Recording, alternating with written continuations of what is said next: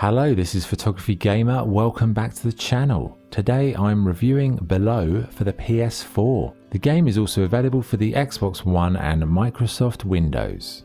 Below is an action-adventure game developed by Capybara Games. You play as a tiny warrior who lands on an island that features randomly generated environments. The game is a dungeon crawler of sorts that features a permadeath system. Below has two modes, Explore, which is what this review is primarily based on, and Survival, which to be honest is a mode I'd avoid for first time players as it is extremely harsh. So what is the game like to play?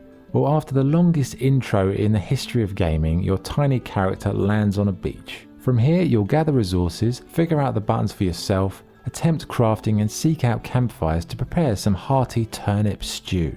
I'd say it's perhaps a little too avant-garde at first, as there really isn't any story to speak of or idea why you're there. It relies on you being interested in exploring without any idea who you are, where you are, or what you're looking for, or why. So it's more of an experience that centers on exploration and survival. There aren't any tutorials or guides or any idea what crafting resources will create. The only thing you know is the island has levels leading down into the earth, and early on you find a lantern that can be used to illuminate your path. There are precious stones and the like to collect, but for what reason is unclear at first. The combat is handled with a twin stick system and it's smooth and easy to follow. You can attack, block with your shield, use run attacks, and switch out to bow and arrows if you see fit. The enemies range from weird glowing creatures that drop gems to golem-esque figures that lurk in the deep, as well as many other variations. Despite the combat system feeling intuitive, the damage is pretty harsh, with not only health damage but bleeding damage to attend to. Like, you have a fight, you get nicked by a blade and you start to bleed out. If you don't have a bandage or any other means of stopping the bleeding, you die. And Below features a permadeath system, which means every time you get killed, it's back to the beach. This really is the biggest negative mark against Below, as up to that point I found the game to be truly engaging, immersive and wondrous. But returning you back to the start, knowing full well you'll have to retread your footsteps to recover your items and the sacred lantern, makes for a mind-numbing chore. Yes, there are ways to set portals to campfires and find shortcuts as you progress, but it doesn't remedy the damage done by this gameplay choice. After you've died 3 or 4 times, the shine of the game experience really starts to fade away, and it never truly recovered. Saying that, the game world itself is very well created without any obvious indication that the levels are randomly generated.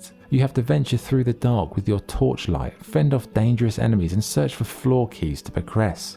It's very moody with a really thick and tangible atmosphere, and it's one of the most immersive and impressive parts of the experience. Another fundamental issue with the game is the inventory system.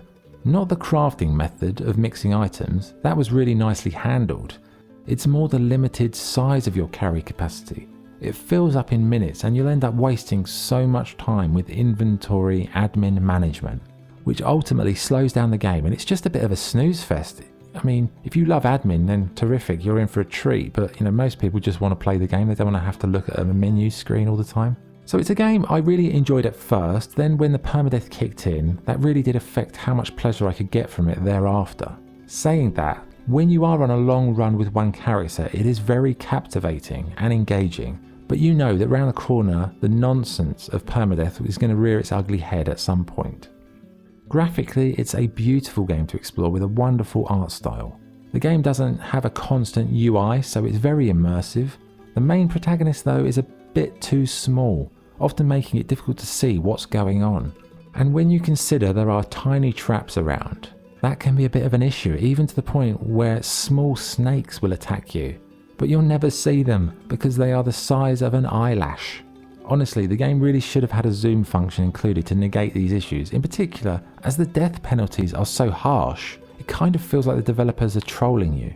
Even though the visuals are very clean, atmospheric and charming overall, the size issue is a bit of a problem.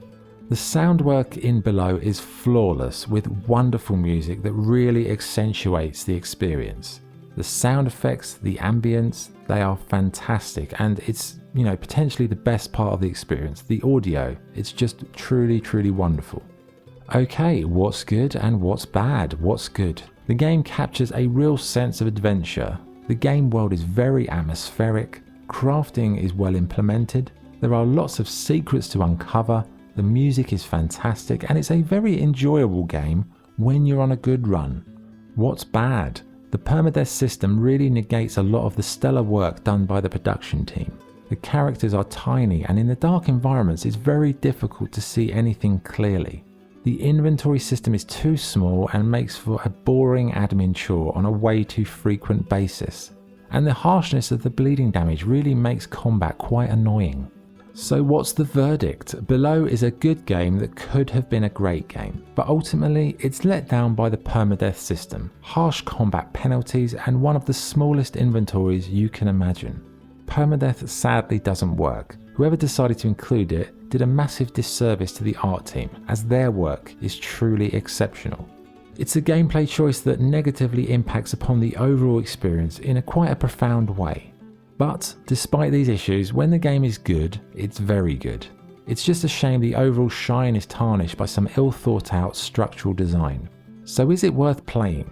Absolutely, but I'd caveat that by saying you'll have to be patient and prepared for the obtuse nature of the permadeath system.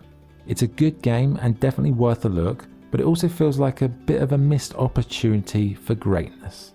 So my score for Below is 7.8 out of 10.